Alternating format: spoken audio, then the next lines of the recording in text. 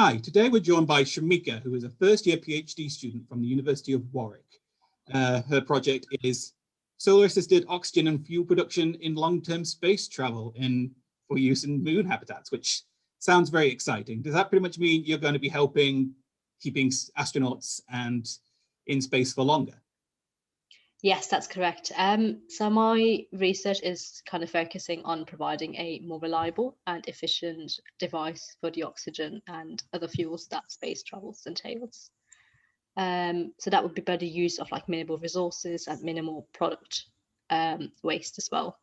It's a project that's currently sponsored by the European Space Agency, and the overall motivation is that we would produce a monolithic device that would allow for water splitting. So would that be like a self-sustaining sort of like in your bio, it kind of talks about photoelectrochemical, which just sort of seems to just include all kind of the good stuff about like physics and chemistry. Just like, is it a self-sustaining machine, or would you still need to feed it fuel, or like is it like a solar powered cell? So it would be by the use of semiconductors that are coated with electrocatalysts. And the idea is that we'd have this water splitting device of hydrogen evolution reaction on one side and oxygen evolution reaction on the other side, and that it would be a recyclable as well as light induced system. That's really interesting. Like, and with this sort of technology, you're hoping that like astronauts could maybe like travel to distant planets or stay in like the ISS with less sort of need for refueling and that sort of thing. Yes, exactly. Yeah, because we kind of lack the microgravity environments around us. I'd have to use the facilities in the Bremen drop tower. So there I could explore the half cell reactions at 9.2 seconds of free fall. And I might have the opportunity to visit ESA as well, directly in the Netherlands, where I can also look at the gravitational reduced environments. But the idea is for it to be used in the ISS. Could you explain what the Bremen drop tower is and how that works? Because it's a really interesting piece of equipment. Yes, yeah, definitely. So I think at the moment that is the only one in Europe that has like 1 ×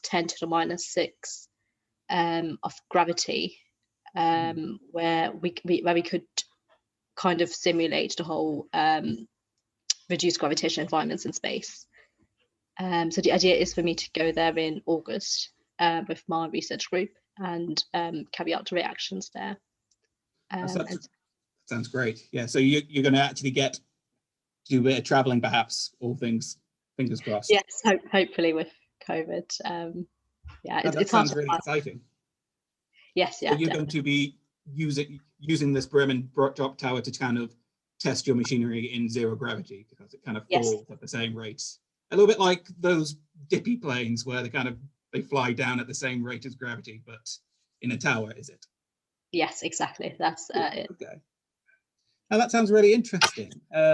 This might seem like a bit of a dumb question, but it's not something I'd really thought about until I started to research the work you were doing. But like the ISS, it's in orbit above Earth, but it probably needs some fuel, and obviously it needs oxygen for the people on there. Do they just refuel when they change people around? Do they just fill up the tanks, or how does that work at the moment? So at the moment, they have this environmental control and life support system. And this system removes the carbon dioxide as well as the trace contaminants on the atmosphere. Sure. They do have a backup system as well of bottled oxygen. And at the moment, they have something called the oxygen generator system that produces around 9 kilograms of oxygen a day. And they have a constant resupply from Earth as well. And the idea behind our project would be hopefully to kind of be able to make that more recyclable and to have to rely less on that constant resupply from Earth, making long missions more feasible. So like if we decided to set up like a colony on the moon, or if like we get to Mars and we actually send people to Mars, you'd use like solar power and solar panels to kind of drive these chemical reactions that would produce fuel and oxygen.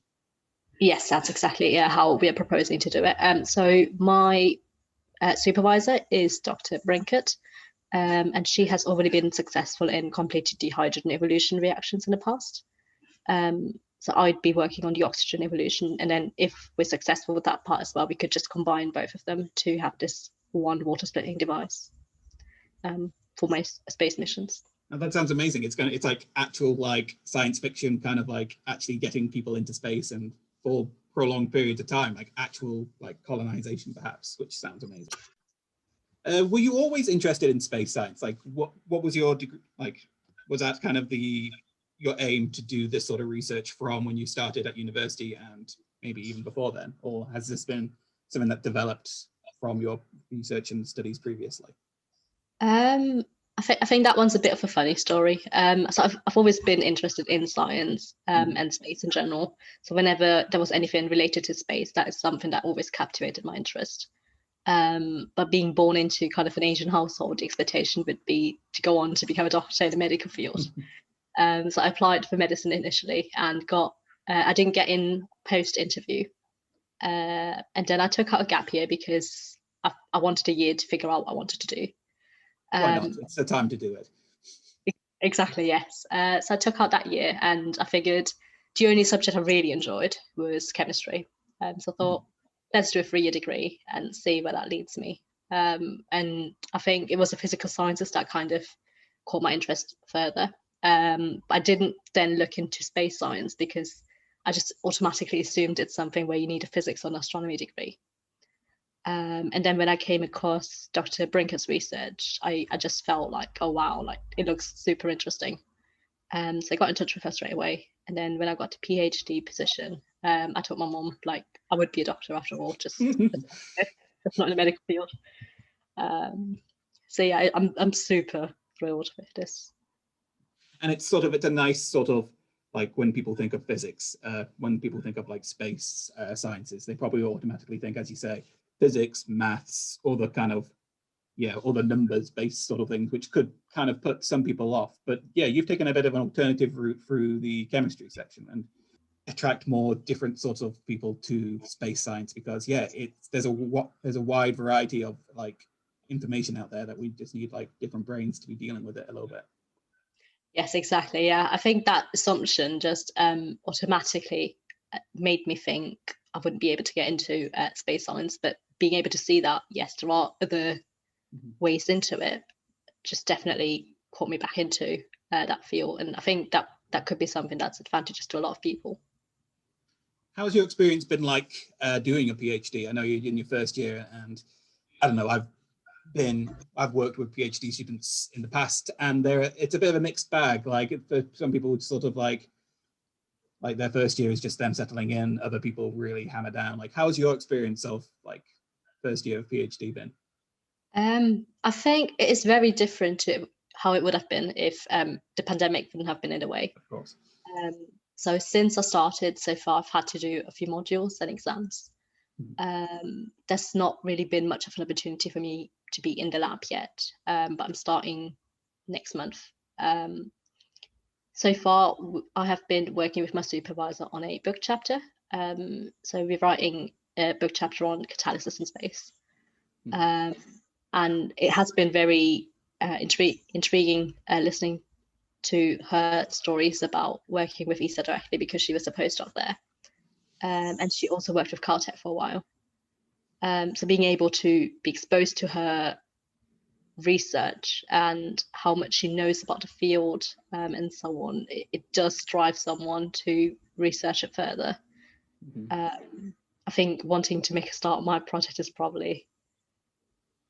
Yeah, I imagine it's been a bit of a weird limbo, sort of like, you want to get started on your own project and your own research, but obviously there's only so much you can do if you can't be in the lab. But I suppose it's given you a great opportunity to actually sit down and do the research and to do the background. And hopefully maybe when you start your research proper, you'll just have, I don't know, a slightly better understand, like just a more full understanding of the work that you're doing, I suppose. Yes, yeah. I don't think I would have wanted it any other way around either, because it's probably best to go in having looked into all of the research done in the past and in the present before going into the lab. Whereas if I went in and didn't know anything, Yes, so I think that's probably the best way to do it. So now you can really hit the ground running and you feel a little bit more comfortable with the material, I suppose. Yes, yeah, definitely. It sounds very exciting that you're going to be back in the lab soon, and you're going to be hopefully going to the Bremen drop tower, which sounds very exciting as well. What do you envisage the rest of your PhD being like? Would you think you'll get to go to conferences? Will there be conferences involved? Will there be a lot of collaboration with other institutes, like with the European kind of space institutes? And where do you see yourself kind of after your PhD? I know it's only first year and it could be 3-4 years away, but I don't know, would you like to stay in research? Would you do a postdoc, or I don't know, what do you see your future being? So with regards to what I want to do in the future is I do want to do a postdoc with ESA if I get the opportunity to. I think I'd like to then follow an academic pathway. So I do love teaching, and it's something I've done since my first year of university. So I've been teaching GCSE and A-level students. And I think like wanting to be a professor is probably the ideal route for me. So you want to share your kind of passion and just sort of like make the next generation of researchers, meet them and kind of give them the tools to really make strides in this research. Yes, exactly. Because there's so much changes like in the sciences all the time. So I think by the time I'm able to become a professor, there might be a completely new section on physical sciences that could be taught. Do you have any advice to anyone who might be thinking of going into space science, but second guessing themselves for any reason? Like, what advice would you give to someone who, would want to start studying space science? I think for anyone that is interested in space science, they should definitely go for it. Because with the right amount of passion, I think anything is possible. I would probably encourage them to speak to their teachers or any sort of contacts that they might have. And also look out for opportunities, because I know universities have started to have like summer schools for secondary school students, and they've also started doing internships for people at university. So anyone that's in the undergraduate, they might be able to go away for the summer and do a project there. So just getting some boots on the ground experience and just sort of like, getting a taste of the work. Yes, exactly. Yeah, when I was in sixth form, I think I went to Warwick for 2 weeks just to spend some time in the chemistry department. But I know at the time there was advertisements for the astronomy department as well. So it would be a good idea, I suppose, to just email a couple of those contacts at universities and seeing if that's something that could be arranged. Sure. And my last question, it's a bit of a silly one. Do you have a favorite science fact? Like, what's your favorite science fact? Space fact. I think my favorite one would be that NASA did find what they thought was fossils at the time that might show potential of ancient life, or like the existence of life on the surface of Mars.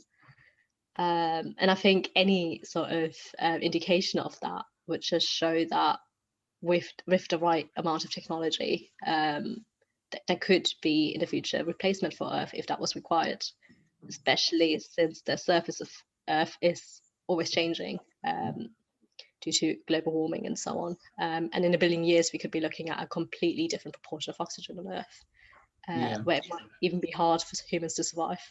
So I think that sort of inspiration, I suppose, for people to want to carry on, to look out for that in Just space. kind of reaching out into the vast unknown, I suppose.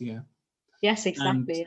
And, with all the developments that are happening on Mars, with like the rovers they're sending, and it looks like there has been water there, or is water there. Like, it's a very exciting time to be in space science.